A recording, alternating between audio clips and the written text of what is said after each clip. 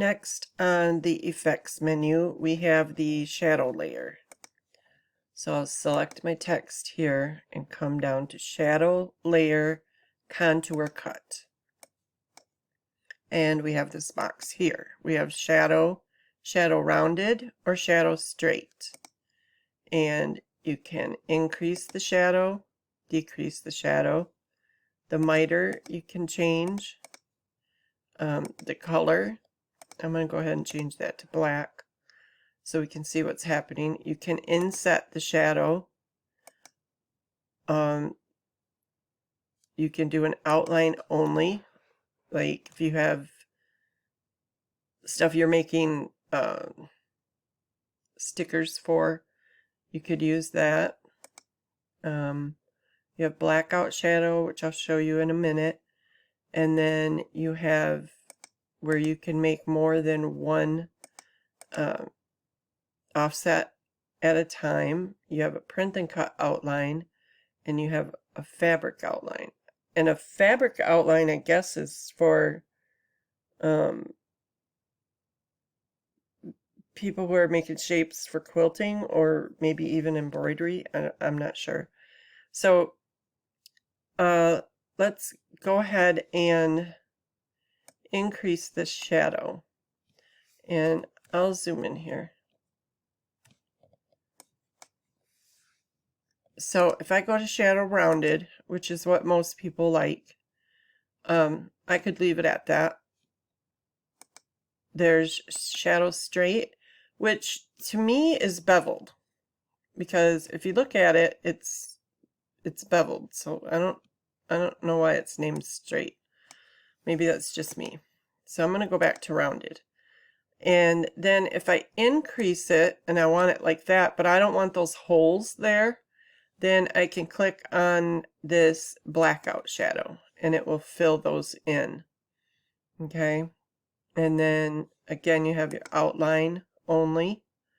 You have a print and cut outline, which if I go ahead and click OK on this, if I come over to my style panel, it's going to say print and cut print.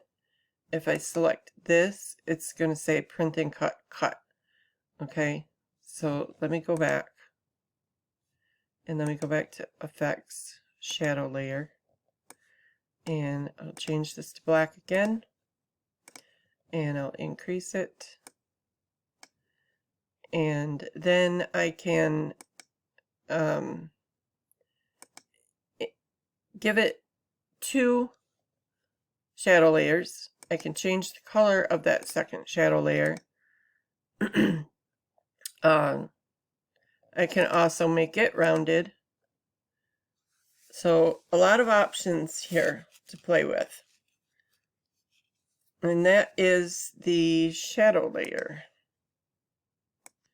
Next on the effects menu, we have Symmetrical Mirror. So this vase is not correct. I actually did that. So I can show you. Effects, Symmetrical Mirror. When this opens, I have this little slider here. Okay. So I'm going to go ahead and choose this about halfway through. Left to right, right to left, top to bottom, bottom to top. So if I were to do it this way, you know, I don't want that. I want left to right. And then you have your center x-axis and your y-axis, and then add a center line. I don't use that. I haven't played around in here much, but you can zoom in or zoom out. You can fit it to the window. You can update the preview. So this is what it's going to look like. It's going to be normal again. All right. So if I go to my cut lines, there it is. So that's a pretty cool tool. And next we have title crawl. So I will go ahead and select my text here. Go to effects, title crawl. and that's what it does. I don't know which, I'm not a sci-fi buff, so I don't know which movie it is. I think it's Star Wars maybe, where it does text like this. I'm not positive. But anyways, you have an angle and a height here. So you can change the angle. You can change the height.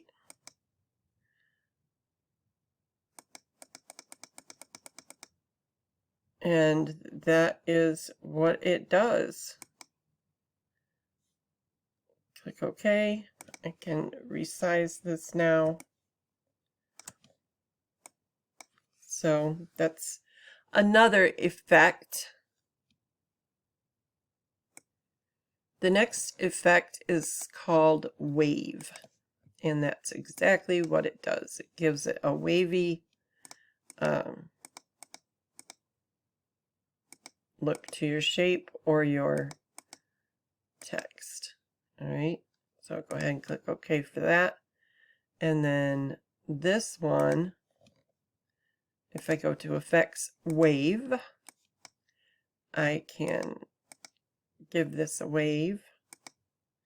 I can change the amplitude. You want it to be legible though. Now this would be cute on like a kid's wall in a bedroom, a baby's wall. So you can play around with those settings there in Wave. And the final effect we have is Wrapper. But I'm going to select my text here, and I'm going to straighten that back out. Simply because I'm going to want that straightened out. Okay, I'm going to group this. All right. And then I'm going to go to Effects, Wrapper.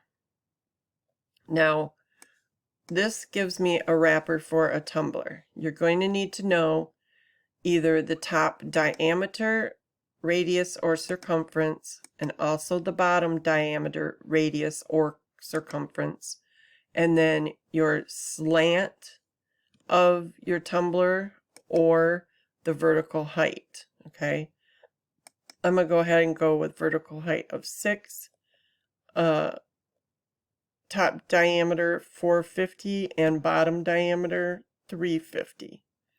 So I can see that my image here is too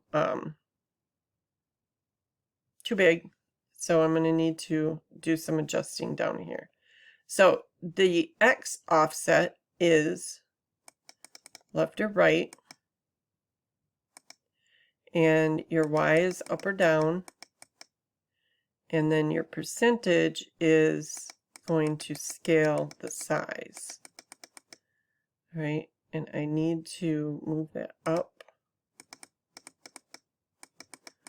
to get all of this in there, and maybe down just a hair. All right, so you can see that it slanted my text here. So when I put it on the tumbler, it will be straight. Okay, so I'll go ahead and click OK for that, and then I can select it, right click and ungroup. Let me select it. Right click, ungroup, and then I can remove the wrapper. And I can choose to not have the wrapper in your settings here. Add template, you can just uncheck that and it won't add it. But that's how you get rid of it if you forgot to do that. So if I undo this, you'll see that my text goes back to being straight. See? And with it wrapped, it's curved so that when it actually goes on the tumbler, it will be straight. Okay? So that's the wrapper effect, and we are done with the effects.